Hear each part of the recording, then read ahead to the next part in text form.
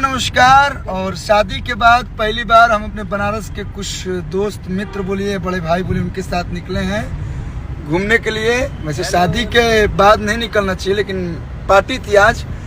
ये हमारे किशन भैया, आलोक भैया और आशु भैया, ये तीनों लोग हमारे भैया के परम मित्र हैं। इधर सुरेश जी भी हैं और ये हमारे मित्र ही नहीं, हम सब लोग के मित्र हैं, हमारे वाइफ के भसुर।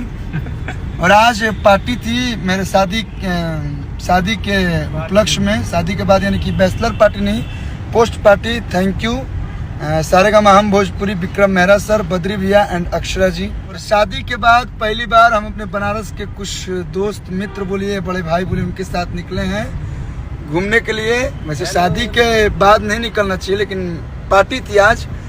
ये हमारे किशन भैया, आलोक भैया और आशु भैया, ये तीनों लोग हमारे भैया के परम मित्र हैं। इधर सुरेश जी भी हैं और ये हमारे मित्र ही नहीं, हम सब लोग के मित्र हैं, हमारे वाइफ के भसुर।